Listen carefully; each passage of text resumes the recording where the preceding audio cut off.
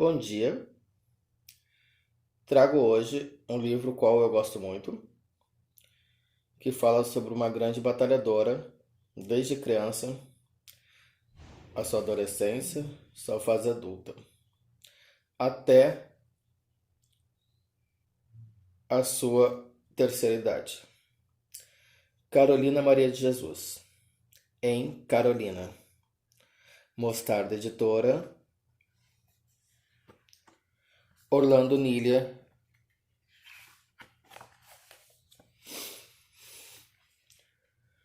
No comecinho do século passado, no período conhecido como República Velha, o Brasil vivia a chamada política café com leite. Na época, a política do país era dominada por dois estados: São Paulo, que tinha grandes fazendas produtoras de café, e Minas Gerais, onde se produzia muito leite. Mas isso não quer dizer que São Paulo produzia apenas café e Minas Gerais somente leite. No sudeste de Minas Gerais, pertinho da fronteira de São Paulo, havia fazendas que produziam café, milho, algodão, etc. Nessa região, conhecida como Triângulo Mineiro, existia uma pequena cidade chamada Sacramento, que uma família descendente de escravos escolheu para tentar ganhar a vida. Nessa cidadezinha, em 1914, nasceu Carolina Maria de Jesus, negra, trabalhadora do campo, empregada doméstica, catadora de papel, moradora de favela, mãe solitária de 3 filhos e uma das maiores escritoras brasileiras negras.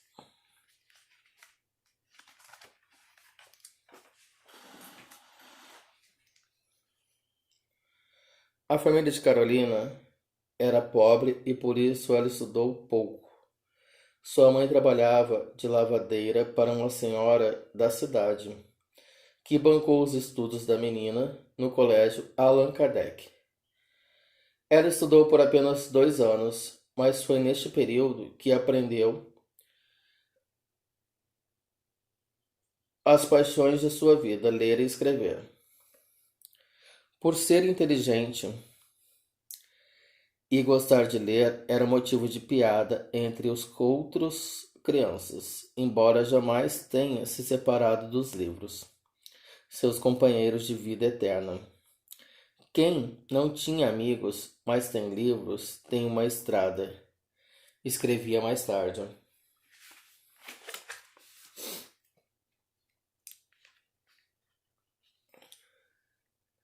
Seguindo o suor e o esforço da família, Carolina viveu a adolescência entre fazendas e cidades da região, trabalhando como lavradora e empregada doméstica.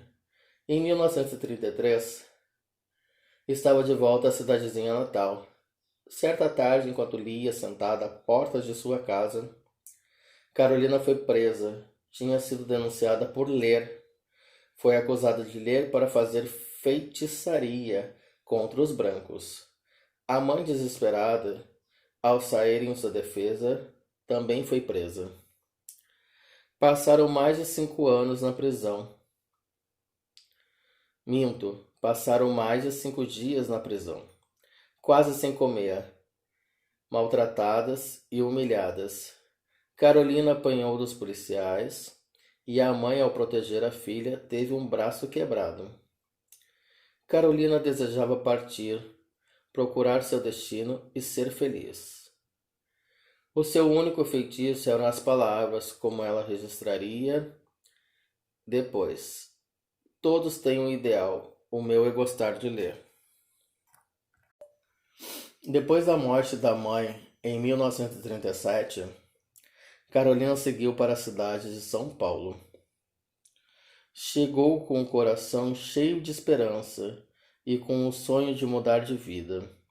Trabalhou como faxineira, auxiliar de enfermagem, vendedora e até artista de circo. A cidade grande, com suas multidões, ruas sem fim e arranha-céus, significava para Carolina um mar de possibilidades.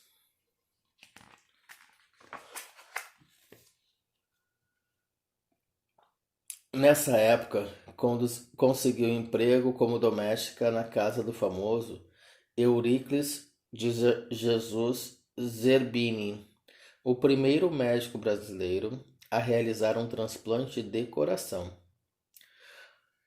O doutor disse a Carolina que ela poderia sair para se divertir durante as folgas, mas Carolina só queria uma coisa: aproveitar a imensa biblioteca da casa.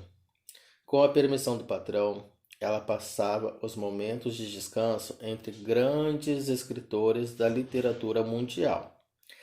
Para quem considerava os livros a maior invenção da humanidade, aquilo era um paraíso.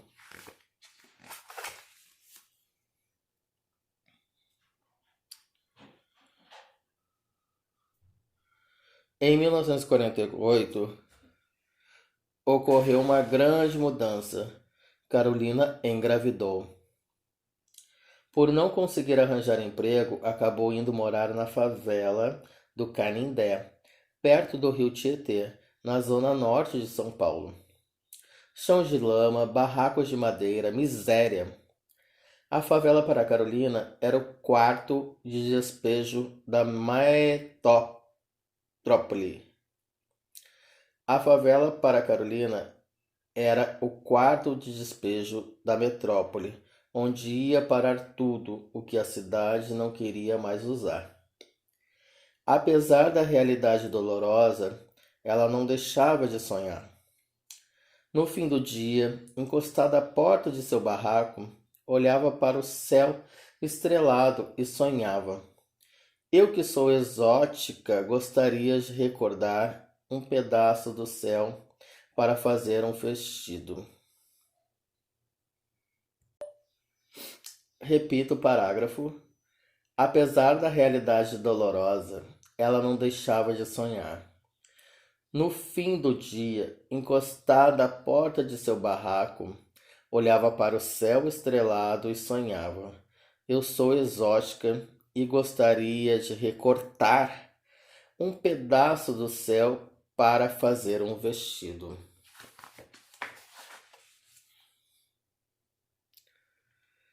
A partir dos anos de 1930, a cidade de São Paulo passou a receber um grande número de imigrantes de todo o país. As pessoas deixavam a zona rural e partiam para a cidade em busca de novas oportunidades. Parte dessa população desempregada, junto de outros pobres que já viviam na cidade, passou a construir suas moradias em terrenos inabitados, principalmente nas regiões periféricas. Em 1957, a cidade de São Paulo tinha cerca de 2 milhões de habitantes, 50 mil deles vivendo em favelas.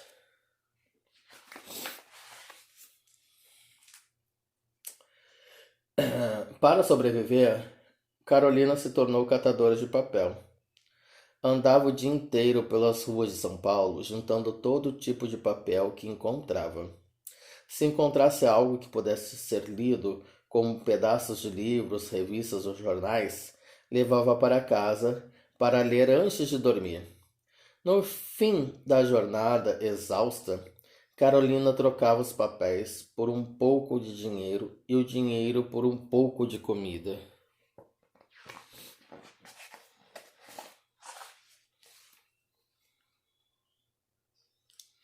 Depois de seu primeiro filho, João José, Carolina deu à luz a José Carlos e Vera Eunice, todos nascidos na favela do Canindé. Os meninos, um pouco mais velhos, ficavam no barraco à espera da mãe, que saía para catar papel levando a pequenina Vera Eunice no colo. Os sacos de papel Carolina carregava na cabeça. Ela não deixava de se preocupar com os círios, descalços sobre a lama da favela. Com certeza famintos, torcendo para que a mãe voltasse mais cedo para casa com um pedaço de pão ou um pouco de arroz. Se tinha almoço, não tinha jantar. Se tinha jantar, não tinha almoço. Como revelam as palavras da própria Carolina. Eu sou negra, a fome é amarela e dói muito.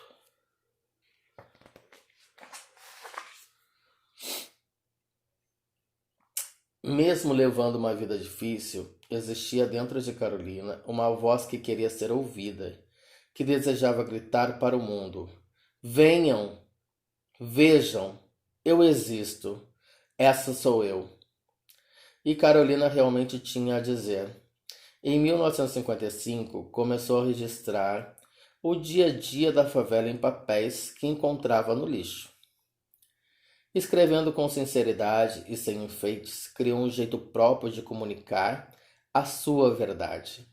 Aquele universo de tristeza, desesperança, violência e preconceito ganhava uma nova expressão por meio de sua sensibilidade. Além do Diário de Carolina, escrevia poemas, contos e romances. Tinha o sonho de ver sua obra publicada, mas o fundamental é que, para ela, escrever era uma necessidade, assim como respirar, comer e matar a sede. Certo dia, um jornalista chamado Audálio Dantas foi até o Canindé para escrever uma reportagem sobre a vida na favela. Caminhando por ali, notou uma mulher corajosa enfrentando um grupo de homens. O motivo? Eles faziam bagunça num parquinho para crianças. Se vocês não saírem, eu vou escrever tudo isso no meu livro, ameaçava ela. Curioso, Audálio se aproximou e quis saber de que livro ela estava falando. Então ele foi levado pela mulher até um barraco, onde ela lhe mostrou uma pilha de cadernos. Ao ler umas poucas páginas, Audálio ficou de queixo caído. Havia vida, força e beleza naqueles escritos. Tinha encontrado sua reportagem e ela se chamava Carolina Maria de Jesus. Retrato da favela. No dia 9 de maio de 1958, o jornal Folha da Noite publicou uma matéria contada a história da catadora de papel. Contava sua história. Mãe solteira de 3 filhos, moradora da favela do Canindé, que escrevia em cadernos que encontrava no lixo. A reportagem apresentava trechos do Diário de Carolina e anunciava que ele seria publicado em livro com o título Quarto de Despejo, Diário de uma Favelada. A repercussão da matéria foi enorme e Carolina se tornou o assunto mais comentado da cidade. Ela estava realizando um sonho antigo, ver os seus escritos publicados e a sua voz alcançando os 4 contos do mundo. Realmente, a sua história alcançou os 4 cantos do mundo. Ficou conhecida mundialmente. A festa de lançamento de Quarto de Despejo foi um sucesso. As pessoas faziam fila para conseguir um autógrafo da autora. Em 5 dias foram vendidos 10.000 exemplares. Saíram novas reportagens sobre Carolina nos jornais, nas rádios e na televisão. Ela se transformou na celebridade do momento. Tirou fotos com autoridades e foi elogiada por grandes nomes da literatura brasileira, como Jorge Amado e Manuel Bandeira. Carolina, ao conhecer Clarice Lispector, virou-se para a filha e disse: Veja, filha, aqui está uma escritora de verdade. E Clarice retrucou: Escritora de verdade é você, Carolina, que escreve a realidade como ninguém.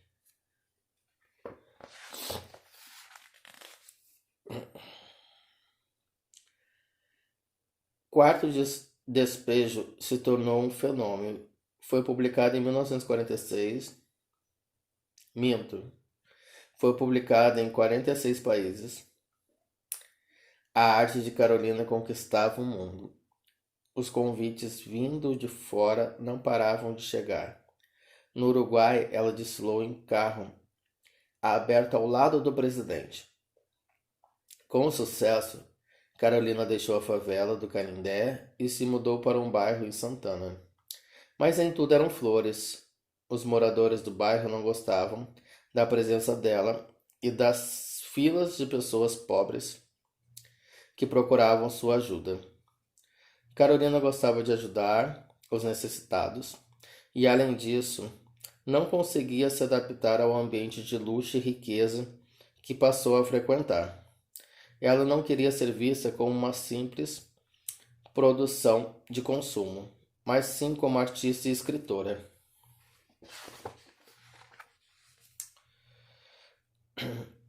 Depois de Quarto de Despejo, Carolina lançou em 1961 Casa de Alvenaria, em que conta como era sua vida depois de ter saído da favela e denuncia a hipocrisia dos ricos. O livro não foi bem recebido e vendeu menos do que o anterior. Carolina chegou a gravar um disco com canções de sua autoria. Pouco depois, em 1963, publicou o romance Pedaços da Fome e Com Dinheiro do Próprio. Lançou o livro Provérbios, que também não fizeram sucesso e complicaram sua situação financeira. Carolina tinha a língua afiada, defendia a doação de terras para os pobres como solução para o fim das favelas, entre outras opiniões polêmicas. Assim era tida como estranha pela elite. Cada vez mais isolada, decidiu em 1969 ir morar em uma chácara em Parelheiros, no extremo sul da cidade, onde teria um ambiente mais parecido com a da sua infância, com hortas e animais. Esquecida pela mídia e pelo meio literário, Carolina perdeu quase tudo que tinha ganhado. Levou uma vida simples em sua chácara, até que em 1977 foi surpreendida por um ataque fatal de asma. Depois de sua morte, foi publicado o livro Diário de Bitita, em que a autora conta memórias de sua infância, à frente de seu tempo. Ela se tornou um exemplo de resistência e perseverança. Assumiu o seu lugar de fala e fez sua voz ganhar o mundo. Carolina virou tema de filmes, peças de teatro, músicas e livros, se transformou em referência para as novas gerações. Mesmo diante das dificuldades, sempre confiou no poder dos livros e da literatura e nunca deixou de acreditar que sua arte um dia se tornaria imortal. Espero que tenham gostado. Carolina Maria de Jesus, mulher, negra, resistência.